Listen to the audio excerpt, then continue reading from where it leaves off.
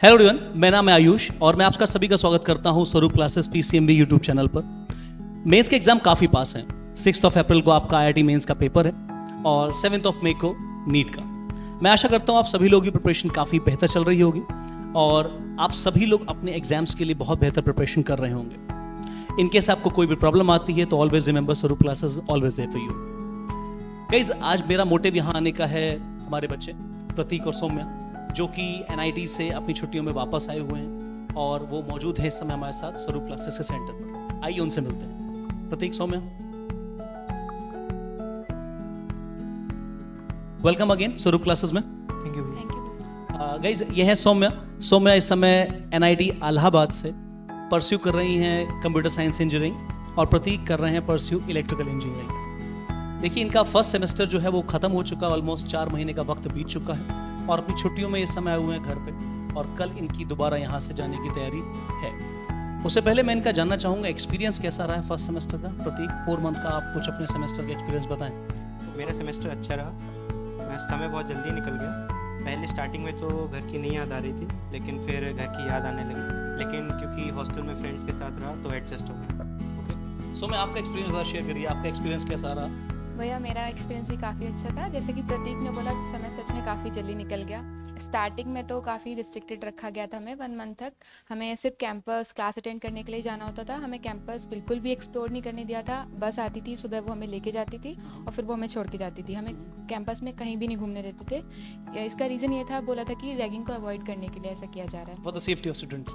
Yes भैया। फिर then उसके बाद हमारा फ्रेशर्स आया था, जिस फ्रेशर्स के लिए, फ्रेशर्स में बीटेक फर्स्ट ईयर पार्टिसिपेट करता है, इसलिए काफ़ी सारी कमिटीज़ आई थी, म्यूज़िक आई थी, डांस आया था, कोड रैम आया था। तो काफ़ी अच्छा लगा क्योंकि अभी तक पढ़ाई करके आए थे जेई का, तो कुछ अलग एक्सप्लोर करने को मिल रहा था, तो काफ़ी अच्छा लगा। तो फिर हमने उसमें डिफरेंट ऑडिशंस दिए, काफ़ी अच्छा लगा। देन उसके बाद फ्रेशर्स पार्टी हुई। देन पार्टी के बाद हमें फिर अलाउ था कि आप कैंपस घूम सकते हैं। तो कैंपस घूमा आपने? भैया नेक्स्ट मॉर्निंग ही पूरा कंप्लीट घूम लिया? हाँ भैया, साइकिल से हम गए थे। हमारा थोड़ा दूर है हॉस्टल कैंपस, तो हम बाय साइकिलिंग गए थे। हमने पूरा कैंपस घूमा, काफ़ी अच्छा लगा। फिर देन उसके बाद मिड सेम आ गए, तो मिड सेम के लिए पढ़ाई करी। देन उसके बाद हम एंड सेम के लिए पढ़ाई करे। देन फिर छुट्टियाँ पड़ी, तब आ गए हैं घर पर। बेहतर है। अच्छा, देखिए, ये जो आपने पूरा ही अपना एक्सपीरियंस शेयर करा, इस पूरे out of all those events जो आपने अटेंड करे, प्रतीक, सबसे बेस्ट एक्सपीरियंस आपका क्या था, ये हमसे शेयर करें। मेरा best experience last night study था, जो कि मैंने पहले कभी नहीं करी थी। लेकिन कॉलेज में पहुंचने के बाद लास्ट नाइट स्टडी करी और सरप्राइजिंगली रिजल्ट्स भी अच्छे रहे। Okay, good. मतलब कुछ नया एक्सप्लोर करने को मिला लास्ट टाइम स्टडीज। हाँ। ओके, सो मैं आपके हिसाब से आपका बेस्ट एक्सपीरियंस क्या रहा जो आपको एक अमेजिंग लगा एक दिन? भैया एनसीसी रहा, क्योंकि मैंने आज तक कभी ऐसे पार्टिसिपेट किया नहीं था, तो मैंने एनसीसी में पार्टिसिपेशन किया। पहले तो मेरे को लग रहा था मेरा नहीं होने वाला है, क्योंकि उसमें पहले रनिंग करवाई थी, देन उसमें एग्ज़ाम भी था, देन इंटरव्यू भी हुआ था। तो जब फिर ये सब मैंने प्रोसीजर किया, देन उसमें लिस्ट में मेरा नेम आया, तो काफ़ी अच्छा लगा। अभी 26 जैन पे मैंने परेड में पार्टिसिपेट भी किया था, काफ़ी अच्छा लगा भैया। बस उसका एक डिमेरिट भी रहा, क्योंकि फ्रेशर्स के पार्टी वाले दिन एनसीसी स्टूडेंट्स को एक मीटिंग में जाना था, जिसमें डीएम एसपी वगैरह आए थे। उन्होंने मार्क मिलर से रिलेटेड हम लोग की कुछ ड्यूटीज़ समझाई थी, तो हम लोग को नहीं जाना था, फिर भी हमें वो लेके गए थे। तो काफ़ी बुरा लगा था, क्योंकि 1 मंथ से क्रेज़ था कि हमें फ्रेशर्स अटेंड करनी है, और वो बीच में हमें लेके गए थे। तो फिर आपका डिनर पार्ट कंप्लीट हो पाया था या उससे पहले ही आप निकल गए थे? भैया स्पेशल डिनर था, वो मिस हुआ था, बहुत ही बुरा लगा था। Very bad. काफ़ी बुरा चलिए, लगा। देखिए, सो प्रतीक एंड सौम्या, आप लोग एनआईटीज में टॉप मोस्ट ब्रांच सिक्योर करे हुए हैं। क्या इंपॉर्टेंट है आपके अकॉर्डिंग?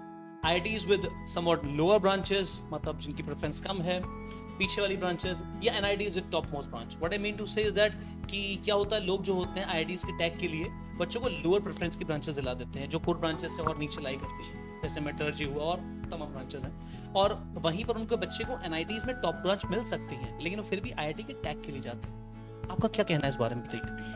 एनआईटी की टॉप ब्रांच ज़्यादा अच्छी है रेदर देन आईआईटी की लोअर ब्रांच।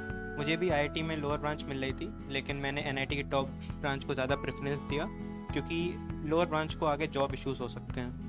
जैसे कि प्रतीक ने बोला भैया कि लोअर ब्रांच में उसने एडमिशन नहीं लिया, उसने एनआईटी प्रेफर किया। अभी भी आज भी काफ़ी लोग हैं, मैं काफ़ी लोगों को जानती हूँ, वो अभी भी आईआईटी के टैग को प्रेफरेंस दे रहे हैं। कोई भी ब्रांच है उसको दिला दे रहे हैं, क्योंकि आईआईटी का टैग है। बेसिकली हम लोग कॉलेज में एडमिशन क्यों लेते हैं? प्लेसमेंट्स के लिए। ऑफ कोर्स, जब आपको अच्छी ब्रांच नहीं मिल रही है, लोअर ब्रांच में आप बिना इंटरेस्ट के जा रहे हैं, तो आपका इंटरेस्ट हो, आपका इंटरेस्ट नहीं है, फिर भी आप ले रहे हैं, कोई फायदा नहीं है फिर आपको I think for social satisfaction, जिससे बच्चों को ये कहा जा सके हमारे बच्चा आईआईटीज में है। काफ़ी पेरेंट्स अभी भी ऐसा कर रहे हैं, मैं काफ़ियों को जानती हूँ, तो वो गलत कर रहे हैं। आपको अपने बच्चों को अच्छे से प्रिपरेशन करवा के और अच्छी ब्रांच के अकॉर्डिंग करना चाहिए। अच्छा, कहीं ना कहीं आप ये देखिए, ये भी आजकल के माहौल है, जब बच्चे को पहले तो पेरेंट्स उनको 12th तक फोकस कराते हैं, boards which is a good thing of course, लेकिन अचानक से जब वो 12th पास कर लेता है, बच्चे पर प्रेशर बहुत ज्यादा होता है और फिर उसको एक साल मिलता है प्रिपरेशन के लिए। उस प्रिपरेशन के दौरान भी वो उसको ये समझा रहे होते हैं कि तुम्हारा एक ईयर वेस्ट नहीं होना चाहिए। तो कहीं ना कहीं ये इस बात पे कमेंट करना बनता है, ये जो आप टाइम अपनी तैयारी में दे रहे हैं, ये क्या है प्रतीक? ये इन्वेस्ट है, ये वेस्ट है? सौम्या, आप कुछ कहना चाहें इस बारे में? भैया वेस्ट बिल्कुल भी नहीं है, ये इन्वेस्ट है, पेरेंट्स को समझना चाहिए। बेसिकली आप अभी एडमिशन करवा रहे हैं प्राइवेट कॉलेज में, फिर आपको क्या प्लेसमेंट नहीं मिलेंगे, फिर आप रोने ही वाले हैं ना, फिर आपको परेशानी होने वाली है। इसलिए एक साल इन्वेस्ट कर दीजिए, अच्छे से पढ़ा दीजिए, कोई एनआईटी का कॉलेज भी अच्छा ले लेगा तो उसकी पूरी लाइफ फिर अच्छी होने वाली है। तो वो उस एक साल को वेस्ट तो बिल्कुल ही मत समझिए। यहाँ पर मैं यहाँ भी यही कहना चाहूँगा कि आई थिंक इन्वेस्टमेंट है, वेस्ट तो बिल्कुल नहीं है। कहीं ना कहीं ये मेंटालिटी चेंज होना बनती है इस बारे में। लास्ट में वो करते हैं अफसोस, फिर उसका कोई फायदा नहीं होता है। काफ़ी मेरे फ्रेंड्स हैं जिनसे मुझे पता चलता है कि एनआईटी इज एनआईटी। बिल्कुल डेफिनेट सी बात है, NIT is of course NIT. I think almost काफी बेहतरीन पैकेज भी इस साल एनआईटी से गए हैं। लोअर कितना गया लगभग? भैया लोअर 15 लाख है शायद, 15 to 17 lakh I think. And top most क्या गया है? 1.18 crore. 1.18 crore which is a very I think good number. मैं कहना चाहूंगी कि अगर आप ड्रॉप नहीं लेना चाह रहे हो तो ये पैकेज देख लो, इस अमाउंट को देख लो तो पढ़ लो। ऑफ कोर्स सीधी सी बात है, हम लोग जॉब के लिए पढ़ रहे हैं, कोई भी ऐसा नहीं है जो बोले पढ़ने के हमको बहुत बड़ा साधु बनना। Of course we of course need a money to earn. तो कहीं ना कहीं ये थोड़ी सी चॉइस जो है वो गलत है, इस चीज़ को समझिए। थोड़ा उसको वेस्टेज ना मान के उसको इन्वेस्टमेंट मानिए। और बच्चे को आप सिक्योर कराने के लिए अगर उसका एडमिशन कहीं करा रहे हैं तो करा दीजिए, बट उसको फुल्ली ये कहिए कि आपको फोकस करना है अपनी प्रिपरेशन पे। उसको ये मत समझाइए कि उसका ईयर वेस्ट हो जाएगा। गाइस, बहुत लंबी लाइफ है। आई थिंक बहुत से पेरेंट्स मेरे को सुन रहे होंगे, मैं उनको यही सजेस्ट करना चाहूँगा कि ये आपके बच्चे की आगे की लाइफ के फुल ऑन डिसीजन है। आगे लाइफ बहुत बड़ी होती है। अगर सपोज कीजिए आप उसका एक साल अभी बचा भी लेंगे, जिसमें सिर्फ आपको एक मेंटल सुकून होगा, एक सोशल सेटिस्फैक्शन होगा, कहने के लिए होगा हाँ हमारा बच्चा सेटल है। कहीं ना कहीं हम लोग इस प्रेशर में होते हैं, पेरेंट्स भी इस प्रेशर में होते हैं, सोशल प्रेशर में, कि मुझे ये बताना पड़ेगा कि मेरा बच्चा क्या कर रहा है। देखिए वो इंपॉर्टेंट है, लेकिन कहीं ना कहीं बच्चे का फ्यूचर सिक्योर करना भी आप ही की रिस्पॉन्सिबिलिटी बनती है। तो आप इस बात को ध्यान रखें कि बच्चे पे पूरा आप फोकस करके उसको तैयारी जरूर कराएं एक साल की। और यहाँ पर इस पॉइंट ऑफ टाइम पर मैं इन लोगों से रिव्यू चाहूंगा। आप बताएं स्वरूप क्लासेस के रूप में जो फैसिलिटी मौजूद है इस समय फर्रुखाबाद में, और बच्चे ज्यादातर अपने आप को कोशिश करते हैं बाहर ले जाने की पेरेंट्स को, सो मैं इस बारे में क्या विचार है? भैया मेरा मानना तो फर्रुखाबाद का तो कोई इंसान ऐसा होगा नहीं जो स्वरूप क्लासेस नहीं जानता, तो उन्हें तो बताने की जरूरत नहीं है स्वरूप क्लासेस क्या है। और बाकी से मैं यही कहना चाहूँगी कि स्वरूप classes is the best place. आपको अगर कहीं बाहर नहीं भेजना है, पहले तो आप मत ही भेजिए, क्योंकि बाहर बहुत डिस्ट्रैक्शन होते हैं, फैमिली साथ में नहीं होती है, बच्चे बहुत जल्दी डिस्ट्रैक्ट होते हैं। यहाँ पे आप स्वरूप क्लासेस ज्वाइन करवाइए, आप अपने बच्चों के देख भी पाएंगे कि वो क्या कर रहा है रोज रोज। और कोचिंग में तो आप ऐसा समझिए आपके घर से ज़्यादा अच्छा इन्वायरमेंट आपको कोचिंग में मिलेगा। मैंने यहाँ पढ़ाई करी है, मेरा भाई भी यहीं पढ़ रहा है, मेरी बहन भी यहीं पढ़ी थी, तो काफ़ी अच्छा इन्वायरमेंट है। बिल्कुल भी आपको डिफ्लेक्ट नहीं होने देते हैं और बहुत अच्छे से पढ़ाते हैं।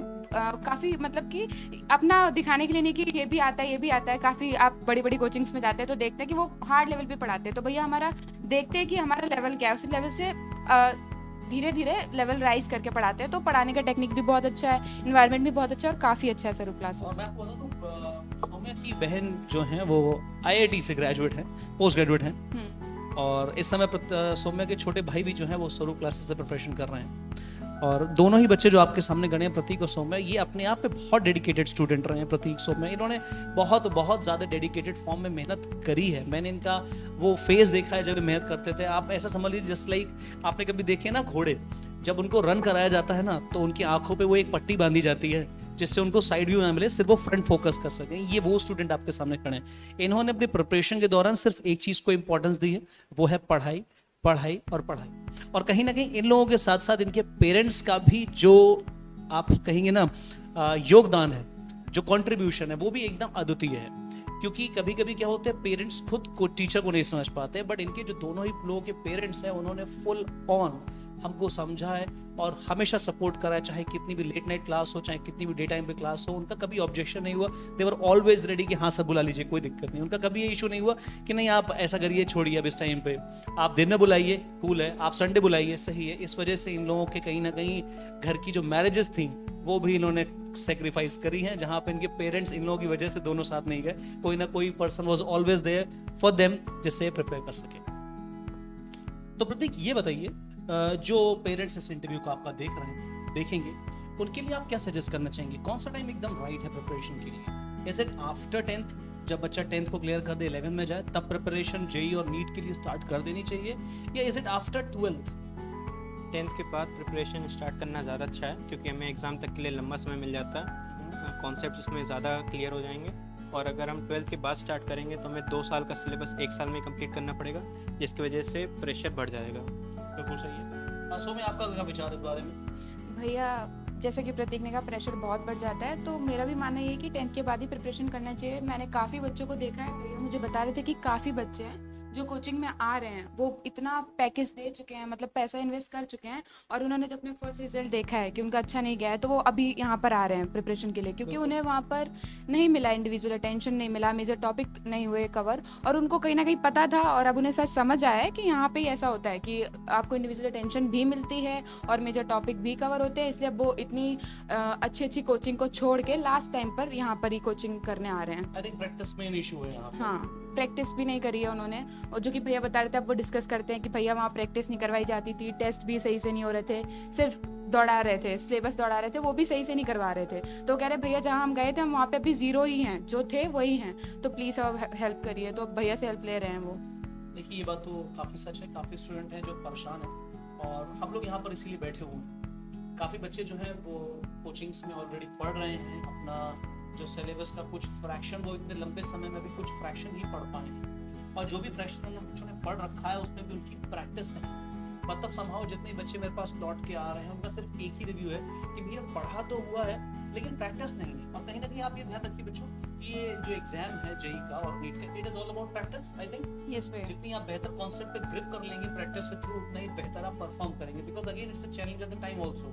आपको एक लिमिटेड फ्रेम में सब जो भी आपका क्वेश्चन है उसको समझ के परफॉर्म करना है। अगर आप उसको नहीं करेंगे तो अगेन आपको जगह नहीं मिलेगी इन आईआईटीज में और आईआईटीज में, जो भी आपका एस्पायरिंग इंस्टीट्यूट है या मेडिकल में। तो यहाँ पर कहीं ना कहीं practice plays a very major role somehow, और हम लोग को इस बात को समझना पड़ेगा, या जो भी बच्चे अभी भी किसी ऑनलाइन प्लेटफॉर्म से जुड़े हुए हैं या किसी ऑफलाइन कोचिंग से जुड़े हुए हैं और वो पा रहे हैं कि प्रैक्टिस नहीं हो रही है, तो ध्यान रखिए प्रैक्टिस के बिना एग्जाम नहीं क्लियर होता है। अगर आपको किसी भी तरीके से आप हमको जानते हैं और आप हमसे जुड़े हुए हैं, स्वरूप क्लासेस से जुड़े हुए हैं, तो अभी भी आपके 50 डेज तो ऑलमोस्ट नीट के लिए बाकी हैं, मेंस के लिए कुछ डेज बाकी हैं, and of course there are some days left, few months are left for the advance also. तो आप स्वरूप क्लासेस में आ सकते हैं, अपनी प्रिपरेशन को कैरी ऑन कर सकते हैं। यहाँ पे आपको भरपूर प्रैक्टिस कराई जाएगी, कॉन्सेप्ट जो आपके वीक है उन पे क्लैरिटी मिलेगी आपको, एंड अगेन रिजल्ट आपके सामने है। सौम्या प्रतीक एक बहुत ही ज्यादा आइडियल एग्जांपल है। Of course Pinky is also there, वो बच्चा यहाँ पे नहीं है, उसका क्लासेस जो होगी वो जल्दी स्टार्ट हो गई तो वो गई हुई है, but these peoples are perfect examples.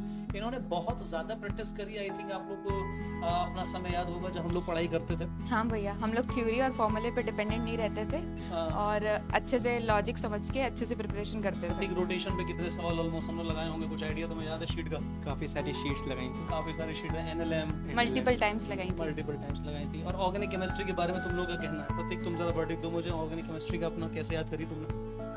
दीदी ने ABC से भी पढ़ाया था, शीट्स लगवाई थी, शीट्स लगवाई थी मल्टीपल टाइम्स। शीट लगाई थी, क्वेश्चन प्रैक्टिस किए थे। सो मैं ऑर्गेनिक के बारे में तुम्हारा क्या भैया विचार? विदाउट क्वेश्चन प्रैक्टिस कुछ नहीं होता है। हमने बहुत बार मल्टीपल टाइम पढ़ा और हमें याद तभी हुआ जब हमने क्वेश्चन सॉल्व करे हैं, सिर्फ रटने से होता ही नहीं अच्छा, है। इस पॉइंट ऑफ टाइम पे आप ये बताइए, अगर पेरेंट्स पास में हो तो कितना क्रूशियल है पेरेंट्स का साथ होना बच्चे जब इस प्रिपरेशन को कर रहे हैं? तो बहुत ज़रूरी होता है भैया, मेंटल, हमें इस वक्त बहुत ज़्यादा मेंटल सपोर्ट की ज़रूरत होती है। हम लोग बहुत ही, एक तो डाउट होता है होगा या नहीं होगा, कहीं कुछ हो ना, तो बहुत मेंटल चाहिए होता है, तो हमें पेरेंट्स नीड मस्ट है इस टाइम पे। और बच्चे जो बाहर होते हैं, जो किसी न किसी तरीके से एक तो वो प्रैक्टिस नहीं कर पा रहे होते हैं, ऊपर से डिस्ट्रैक्शन तमाम होते हैं, तो ये फिर तो काफी आई थिंक क्रिटिकल सिचुएशन है। बहुत ज़्यादा, फिर पेरेंट्स की वो भी नहीं होती है, तो वो बहुत डरते भी हैं कि सिलेक्शन नहीं हुआ तो पेरेंट्स को क्या बोलेंगे, तो फिर बहुत डाउट होता है।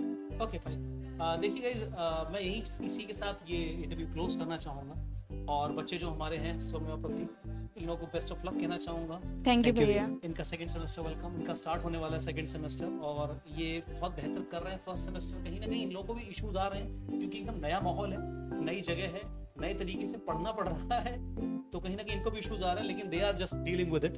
एंड आई होप इनका सेकंड सेमेस्टर जो अभी शुरू होने वाला है वो बहुत बहुत अच्छा जाए और इनसे मुलाकात आई थिंक दोबारा जून में हो पाएगी हमारी, जुलाई में हो पाएगी। तो जुलाई में आई थिंक हम लोग आप लोगों से फिर मिलेंगे एक और इंटरव्यू के साथ। सो मैं प्रतीक का review about NITs and about their life, और शायद इसके बाद अगला इंटरव्यू और काफ़ी डिटेल में जाए और प्रतीक उसमें में कुछ और बदल चुके होंगे तब तक, डेफिनेट सी बात है, बहुत अच्छी जगह पे लोग हैं। So again I am closing this interview with this remark, thank you guys.